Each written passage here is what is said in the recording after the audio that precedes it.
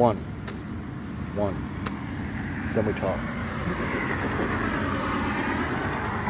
I'm going to tell you some stories about when I did time behind the walls. Horrible stories. This is not for kids.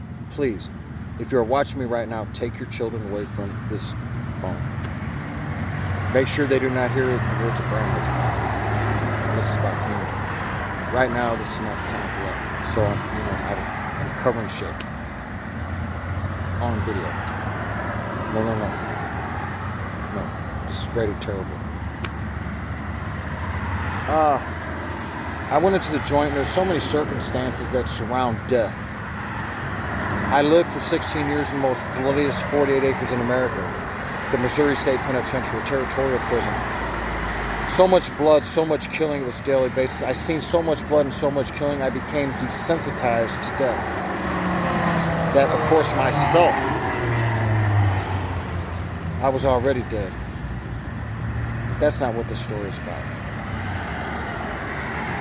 This is a story about coincidence and chains of events that bring the death within the penitentiary, the thinking and the things that happen. It's easy. It's easy to tell you a story about some guy that got pissed off at a guy because he bumped him in the shoulder.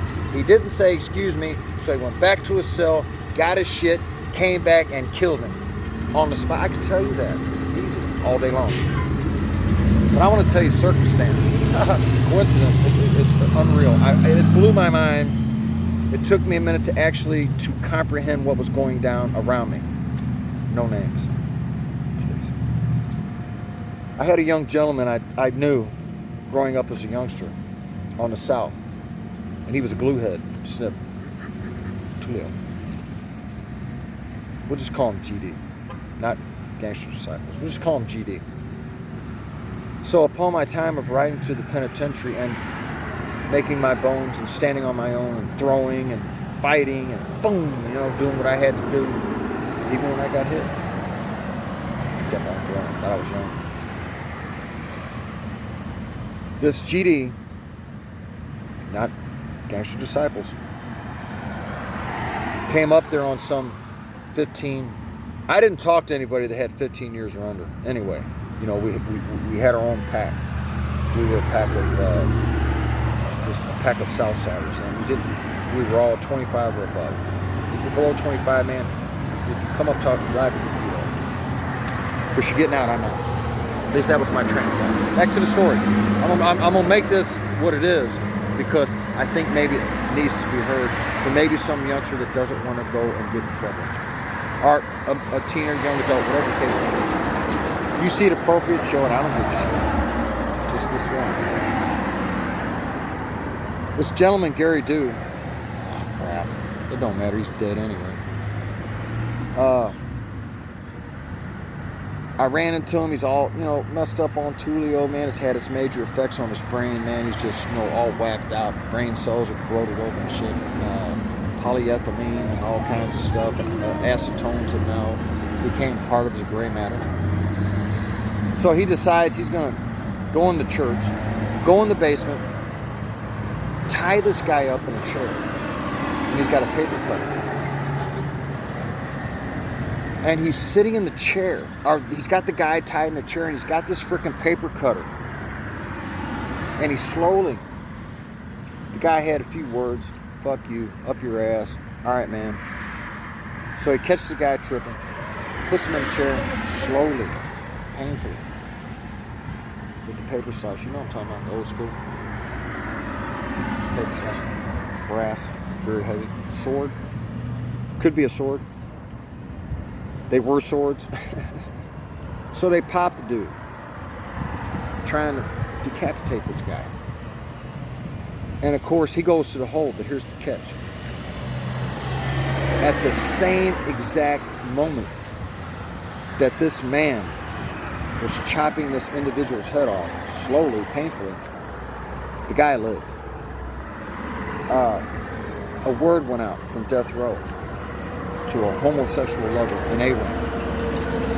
And the message was, I want you over here with me on death row right now. Handle your business. So, what is that? Murder. Guy's already got life at 50. His dad's done called on him, bitch, get your ass over here to death row. I need some boo-boo. Keep it 100. So, now he's got the green light for a hit to go over here to be with this man, or there's going to be repercussions. So who comes trucking along? In the cell, with the guy who just got the green light to kill somebody. Gary Dew. Gary Dew stepped into the room. Immediately, probably within 10, 15 minutes, he was strangled to death. Wrapped in a sheet. Nice and tidy. CO. Get this guy out of my cell. Dead, wrapped up. Like a shroud. Respectful. But, you know, the word went down. Someone's got to die so I can get to where I need to go. That's a chain, but to me, that's mind-blowing. That's mind-blowing. And it's horrible. It's a horrible place. So many lungs pop, hanging out. I worked in the hospital, so I was there. I'm a NA3. When I say NA3, it's beyond that. NA3 was just a little title they gave you while you was going to school. Psychology, anatomy, lymph nodes, you know, the frontal occipital, you know, everything, all that bullshit. And it was basically, you know, helping a patient, acceptance, the denial, the things that go on with the patient that you have to comfort them with, and you learn it in, you know, in classrooms. Patients like that. So, that's just one of many. That's one. And I really, really, really advise, strongly advise, if these stories go any further, and if there's more tales to tell, war stories, doesn't make no difference to me. To me, it was one long hell, one long nightmare. So, one. It's horrible. I mean, it was horrible, man. Dude had the dude in a chair, slowly. Had him tied up with a telephone cord, wrapped up like a mummy. And the dude's alive.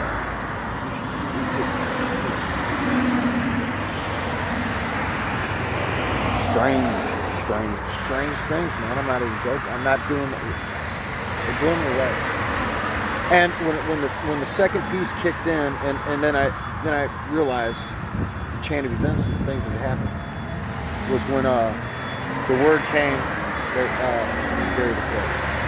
South side of the guy. In the hole was another individual where he had to get over to his lover. So he strangled the man to death. God knows what he did to him after he was dead. He, you know, was that type of party, and wrapped him up, sent him out the door, and of course he was convicted of capital punishment. And here's the last kicker of everything: he was executed before the individual that asked him to come over there. Clear cut. You kill in the joint, you get to, before it wasn't. You kill in the joint, you do 6 months to a year in a hole, and you're back out on the yard. Then that's when everything started kicking out. They started taking control of the institution, because we controlled the institution. Convict controlled everything. COs, they just sat up in the towers, man, and say, hey, man, if you screw up, we're going to put a big old double-aught buck in your chest, man, and we're going to get you on out of here. I really got a good story, man, but I'll tell you guys later on. It's about it. It's more of an uplifting story in the penitentiary. It's about a guy named Wino Joe. So holler at me. Holla, holla. They say to him, holla. Dude, get back with me, man. Text me. It's gonna be a great day. I'm waiting for Eli to call me. I got a food drop coming. I'm stationed here on Gravois in Oregon. I have a charge-up station behind me, thanks to the great credit union something. I'm not going to put it out there.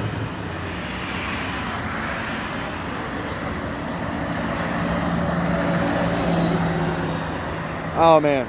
I am Facebook and Google Traveling Guide Dave, and I'm here with stories, statements, opinions, perspective.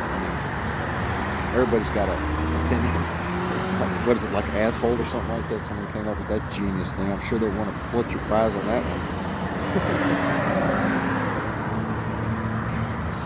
I have sent gentlemen in to my post on Facebook. They are now working tirelessly to secure my post.